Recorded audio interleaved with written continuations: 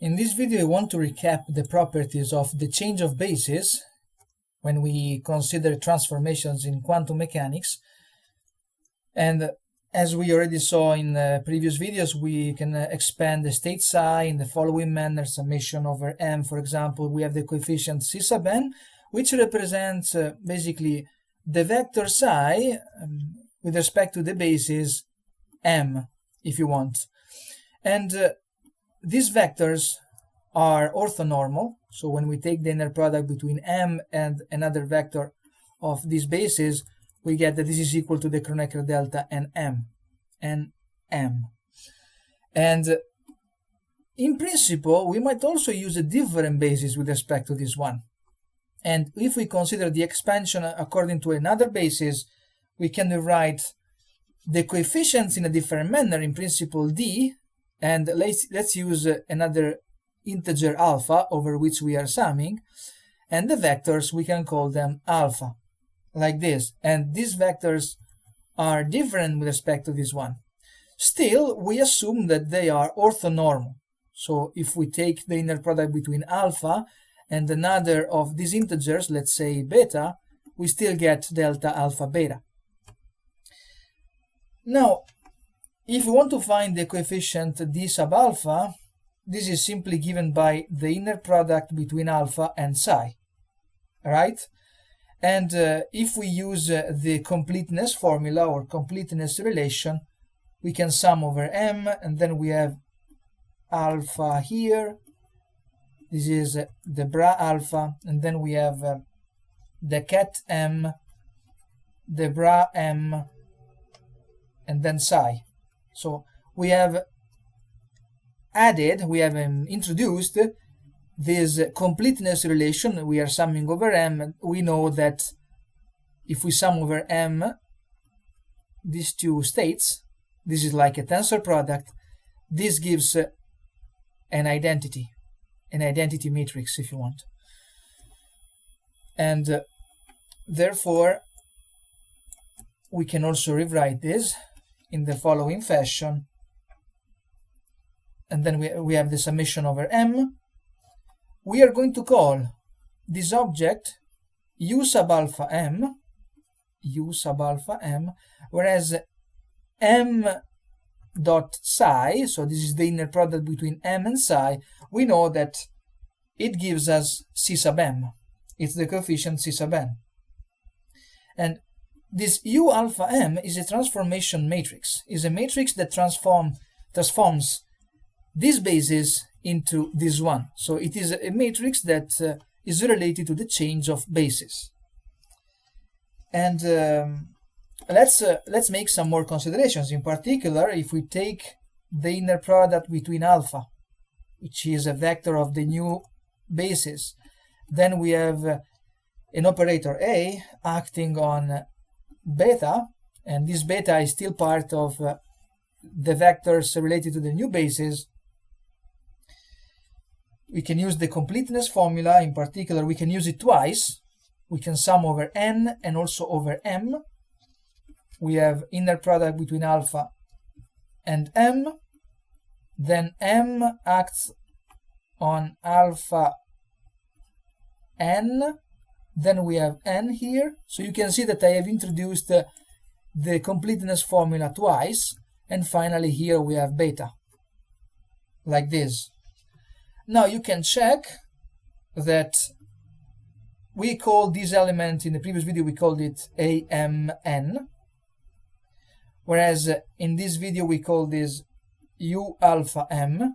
And here you can see that since this is equal to beta inner product n complex conjugated, this is equal to U beta n complex conjugate. And it's also easy to see that this term is equal to U inverse n beta. And we can see that quite easily, because if we take alpha m and then we take m beta, we sum over m. Here you can see that we have the completeness formula, so this is equal to alpha inner product beta, and it is equal to delta alpha beta, so it's the Kronecker delta, which is an identity matrix if you want. But here you can see that you have u alpha m, and of course if we need to if we want to get the identity, here we must have u inverse m beta, right?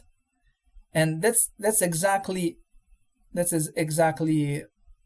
the proof of this this equality here, because this expression is also equal to beta inner product m complex conjugated, but that's equal to u beta m complex conjugated.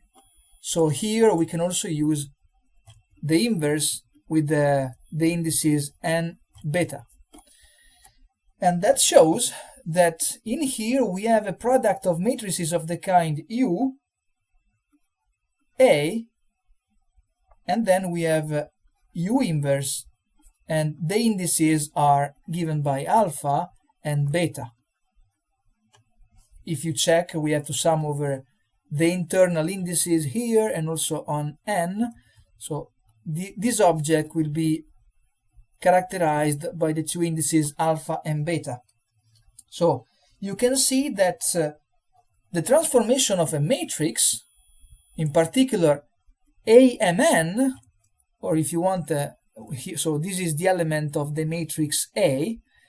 When we write the matrix A, we write it with respect to the basis Mn. So this matrix is represented basically by these elements. We are using the elements of the old basis, quote-unquote old basis. Whereas, when we consider this transformation, we have the matrix written in the new basis. So maybe we could call it A prime. So we can see from here that A prime is given by U, A, U inverse. So this is the transformation of a matrix when we want to change our basis. And U is the transformation matrix.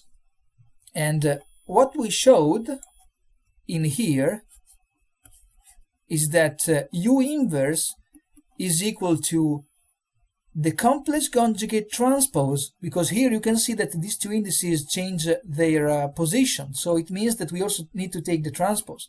And it means that U inverse is equal to U dagger. And this means that of course U dagger U or U dagger is equal to an identity. So this matrix is important, or also, I mean, both formulas are important. This transformation is called the unitary transformation. This word is very important in quantum mechanics.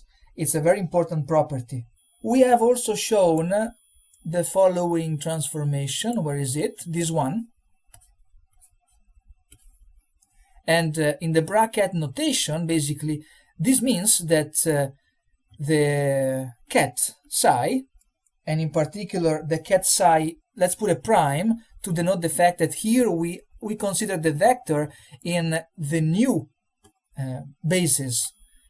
And psi prime is equal to, you can see from here, the matrix U acting on the ket psi in the old basis. So we also have this transformation. And unitary transformations are very important because they preserve probabilities. In particular, let's use the formula that I just wrote a few seconds ago. So psi prime equal to U psi. If we take the inner product between psi prime and psi prime, of course, if these are normalized states, we should get 1, right? And similarly, if we take the inner product between psi and psi, so we consider psi before the application of the unitary transformation, we should still get 1. And actually, we can see that unitary transformations preserve these probabilities. In particular, we know that psi prime, in particular this psi prime is equal to this, right? And the transformation for a bra is simply equal to the complex conjugate transform of this. So we get psi, and then we take the dagger of U. But we have shown that the dagger of U is equal to U inverse. So we can also write U inverse there. And if we take psi prime psi inner product, well, we can use this formula and also this formula, so we get psi U inverse U psi. But of course, this is equal to the identity, and this is equal to psi inner product psi. So we can see that if psi inner product psi is equal to 1, then this is just a consequence, right? So we just have to show that, we just have to normalize the wave function before we apply the unitary transformation. After we apply the unitary transformation, we already know that if our wave function was normalized, then it will be normalized also after we apply the unitary transformation. So this is the importance, this shows the importance of unitary transformations. And we have shown the transformation for a vector and also the transformation for a matrix, which is this one. And if you want, you can replace this U inverse with U dagger, because they are equal.